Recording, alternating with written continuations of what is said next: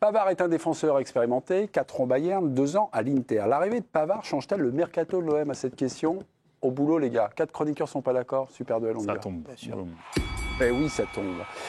Alors, j'ai Loïc avec Nicolas. Vous m'avez répondu oui, les deux. Qui commence? Non, vas-y, c'est toi son agent. Oui. Ça commence bien. Ah, ça y est, c'est parti. La parole officielle. Loïc, vous commencerez. Je crois que Dominique, vous avez donc raclé les fonds de tiroir. Bien Vous sûr. avez répondu non. Et Félix a répondu non. Qui commence dans ce duo de C'est assez choc? simple. On va commencer par le talent de Félix. On a envie de découvrir. On finira par un peu d'expertise, si ça vous dérange pas. Non, ça m'arrange, c'est bien, c'est bien. L'arrivée de Pavard change-t-elle le mercato de l'OM? Ah oui, ami marseillais. Loïc dit oui. Pourquoi? Vous avez à peu près 30 secondes, on vous écoute. C'est assez facile de répondre à la question. Benjamin Pavard a gagné avec des champions, a gagné la Coupe du Monde avec l'équipe de France. Il est vice-champion du monde en 2022. Il est vice-champion d'Europe cette année avec l'Inter Milan. Une recrue pareille en Ligue 1, dans un club comme l'Olympique de Marseille, qui essaye de chercher de l'expérience, d'aller gratter un petit peu de terrain sur le Paris Saint-Germain. C'est une recrue idéale. Évidemment, un mercato avec Pavard ou sans Pavard, un mercato avec Rabiot ou sans Rabiot. Rabiot est parti à la fin, ça change tout pour l'Olympique de Marseille. L'Olympique de Marseille est en crise ce matin, l'Olympique de Marseille n'est plus en crise ce soir. Pavard est arrivé. Ok. Félix, vous dites non. Pourquoi? Il vous en faut donc un petit peu plus alors? Il faut un petit peu plus parce que c'est complètement anecdotique. Dans la valse marseillaise, ils ont recruté 12 joueurs, ils ont racheté une équipe, l'Olympique de Marseille, qui est symptomatique du contexte actuel du côté de Marseille et du contexte de la Ligue 1, où la valse des joueurs et le trading à outrance se fait de plus en plus légion. C'est pas non plus, Benjamin Pavard est une référence, mais enfin c'est pas la seule. Et de cette génération de champions du monde qui reviennent en Ligue 1, c'est pas anecdotique, mais en aucun cas ça transfigure le mercato de l'OM. Ok. Oui, Nicolas. Pourquoi? Parce que s'il y a bien un secteur de jeu dans lequel l'OM avait besoin de se renforcer, c'est en défense. Et c'est un peu le reproche d'ailleurs qu'on a fait aux Marseillais ces derniers temps, c'est de ne pas s'être suffisamment renforcé au niveau défensif. Et puis je rebondis sur ce que dit Félix, finalement tu nous donnes des billes à nous, mais avoir un joueur comme Pavard qui débarque en Ligue 1, c'est quand même plutôt une nouvelle hyper intéressante. On a eu Giroud à Lille, etc. Mais moi j'avais senti, pour vraiment compléter ce que disait Loïc, moi c'est vraiment le fait que ce soit un défenseur avec cette expérience-là qui fera du bien à l'OM. Ok, il vous reste 2 secondes, 1 seconde et 8 dixièmes, mais la place et la parole est à Dominique Sévrac. Nicolas et Loïc, ils répondent aux deux questions. Ils répondent à la question, est-ce qu'avec Pavard, l'OM a mieux que ce qu'il avait? Bah oui, évidemment, quand t'as Balerdi, balle perdue, évidemment que c'est toujours mieux d'avoir Pavard. Mais en fait, est-ce que ça change le mercato de l'OM? Non, parce que Pavard, c'est l'histoire d'un déclassement. Passer du Bayern à l'Inter de Milan et aujourd'hui de l'Inter de Milan à Marseille, c'est un déclassement, comme c'est un déclassement en équipe de France. Il est champion du monde 2018, mais tu m'as dit qu'il est vice-champion du monde 2022. Bah oui, d'accord, mais on l'a pas vu, c'était Jules Koundé. Et s'il joue axe droit, c'était Konaté. Donc en fait, il n'a plus sa place en équipe de France. Là, il est rappelé parce que Saliba est blessé. Donc c'est un lent déclassement qui finit à l'OM. C'est une bonne nouvelle pour Pavard, en fait. Silence, Dominique, 1 seconde, 8 dixièmes pour la paire Tanzi-Villa. Avez-vous quelque chose à répondre ou personnel merci, à vous de jouer. On peut aller? Vas-y. Bravo à l'Olympique de Marseille. Ah ouais. Bel argument, on drague les supporters qui nous regardent de l'Olympique de Marseille. C'est tactique. Je ne sais pas si ça vous tue, mais en tout cas, on découvrira évidemment le résultat du sondage sur notre communauté, sur Twitter, X, enfin bref, vous connaissez le truc. Président, je vous ai vu intéressé, les arguments. J'ai été intéressé, mais j'ai trouvé des arguments un peu excessifs. Par exemple, chez Loïc, il y en a 2-3 qui me paraissaient un peu excessifs. C'est-à-dire lesquels? Mais chez Dominique aussi. Oui. Dominique aussi. Je veux dire, c'est pas un retour quand même complètement anecdotique. On a passé les 15 premiers jours de Ligue 1 à dire c'est fantastique le retour de Giroud. On pouvait aussi faire le constat que Giroud, c'était l'histoire d'un déclassement. Enfin, on pouvait reprendre exactement les mêmes... presque ça. Il a fait une saison à Los Angeles sans rien faire. Et son retour est sympa. 2022. Donc moi, je trouve que ça rentre pas mal dans le mercato quand même de l'OM, que je trouvais pas raté avant. Je trouve que c'est le début de saison de l'OM qui est raté. C'est l'atmosphère entière autour du club qui est ratée. Le mercato lui-même, pour l'instant, je le trouve pas raté. Donc ça le transforme pas. Je suis pas d'accord avec Loïc quand il dit avant que Pavard arrive, l'OM était en crise. Ça calme la crise un petit peu quand même, non? Non. Il y avait des supporters. Je pense que ça calme pas la crise quand tu joues le Real, le PSG et Strasbourg après la trêve internationale. C'est-à-dire que là les 3 matchs. Avant, quand même. Il y a Lorient avant. Oui, il y a Lorient, mais après tu prends le triptyque, là, ça peut... C'est le match qu'ils vont gagner. Ça peut être un peu compliqué. Est-ce qu'on peut juste avoir quelque chose, parce que vous nous avez parlé, on va dire, vous avez fait la carrière de Benjamin Pavard, des classements ou pas et tout ça, ou son CV pour Loïc. Qu'est-ce qui va apporter concret à la défense de l'OM Benjamin. Ça, là-dessus, il n'y a pas de débat pour moi. Il va apporter que du bon, que du positif. Eh bien, évidemment, déjà, dans un vestiaire, quand tu as un champion du monde, ça calme tout le monde. Il n'y a plus du tout les mêmes... on voit à Lille déjà, il y a un énorme respect, ça sur calme. Le terrain, maintenant. Sur le terrain, c'est un patron, c'est un gars qui commande, c'est un gars qui a une expérience folle, c'est un super défenseur central. Donc ça, c'est mieux que ce qu'ils ont, et c'est mieux que la majorité des défenseurs de Ligue 1. Donc ça, c'est une super recrue pour Il Marseille. défend bien dans la profondeur. Il est rapide, parce que souvent, ils se font prendre. Hein, Mais une question, c'est est-ce qu'il est capable de faire encore 40 matchs dans une saison? Physiquement, Ouais. aucun doute. Ouais, parce qu'il a quand même, Vraiment. ça fait longtemps que ça lui est pas arrivé quand même. Bah, non, l'année dernière, il fait plus de 35 matchs, ouais, mais il joue beaucoup, hein, mine de rien. Il fait 4 blessures quand même, à 4 Il fait 35 matchs sur 60 quand même. C'est pas des blessures musculaires.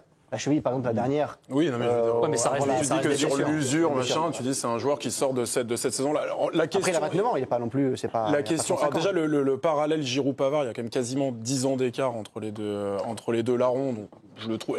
Le côté Giroud était plus symbolique qu'autre chose. On était tous étonnés de la longévité, de l'hygiène de vie, de l'impact qu'il pouvait avoir. Je parlais du retour en Ligue 1. Oui, voilà, Non, mais Giroud est un vrai acteur encore en 2022. Giroud vient des États-Unis avec 10 ans de plus. Sur Pavard est finaliste de la Ligue des Champions, on revient en Ligue 1. Donc en l'occurrence, là, le parallèle, à part évidemment l'expérience des deux conjugués, mais la question étant, change-t-elle le mercato de l'OM? Qu'est-ce qu'on va retenir? Parce que là, on est un peu dans l'euphorie de la présence de Loïc Tanzi quasi quotidienne pour notre plus grand plaisir. Mais la vérité, c'est qu'est-ce qu'on va retenir de ce mercato de l'OM? Au-delà des résultats, même si l'OM est conditionné que par les résultats. On retiendra qu'ils ont changé toute leur équipe et que ça s'est surtout déroulé dans le tout dernier quart de ce mercato. On retiendra qu'ils ont perdu leur meilleur joueur. Mais bien sûr. Ils ont perdu. Bah oui, mais c'est pas. Excuse-moi, j'adore Pavard, mais ça va pas devenir le meilleur joueur de l'OM.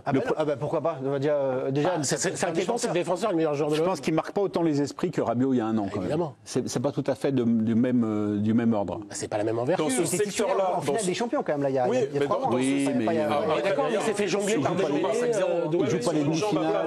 Loupé la demi. Sur une jambe après. Il joue pas les demi-finales. Aller-retour. Mais sur cette. Je suis un peu déçu de vos réponses. Je suis un peu déçu de vos réponses sur la défense. Mais je suis désolé, il faut que j'argumente plus que ça. Ah non, mais je voulais pas passer. Je voulais lancer Roberto De Zerbi. Sonnette, c'est un côté excluant. Ne vous inquiétez pas, c'est un petit rappel. Alors, c'est juste histoire. On va prolonger le débat. Roberto De Zerbi, vendredi, a listé les problèmes défensifs qui touchent son équipe. Écoutez-le avec quelques exemples. Et ma question, c'est est-ce que Pavard corrige ça? Écoutez-le d'abord.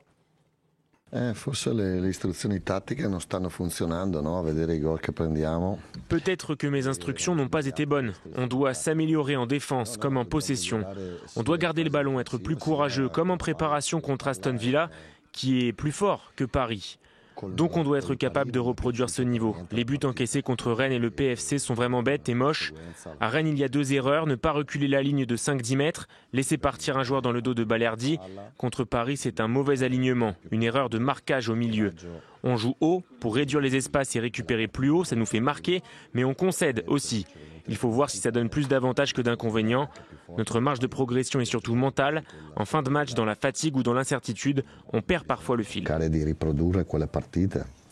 Qu'est-ce qu'il va apporter Pavard là-dedans? On perd le fil. Il faut qu'on soit plus courageux, ce qui dans la bouche d'un Italien est jamais anecdotique. Et il faut qu'on soit meilleur dans la profondeur et dans la qualité de relance. Celui qui va changer ça dans ce secteur de jeu, c'est Medina, c'est pas Pavard. Mais arrête, mais c'est pas possible.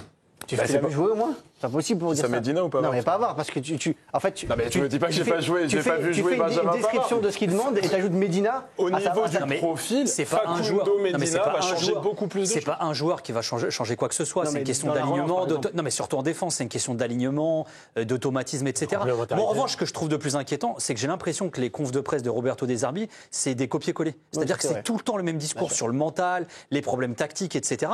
Et après, alors à sa décharge, parce que moi je kiffe cet entraîneur de base, c'est qu'on lui change l'équipe tous les 6 mois. Et on en revient et là, je suis complètement d'accord avec Félix. Il est contre. Moi, je ne sais pas s'il est contre ou s'il est pour. Je crois pas qu'il soit contre. Moi, je ne sais pas s'il est pour qu'on lui change autant de joueurs. Il sait où il est, en tout cas. Là, vous vous rendez compte, ça fait 12 joueurs là. Je crois que c'est le record de Longoria sur un mercato. Hier soir, je peux dire qu'il n'est pas content de l'effectif qu'il a. Ce qui est logique. Mais au-delà de ça, c'est comment tu veux stabiliser. Ce soir qu'hier soir. Le discours des dirigeants de l'OM depuis 3-4 ans, c'est stabilité, stabilité, stabilité. Tous les ans, ils changent d'entraîneur dans le meilleur des cas.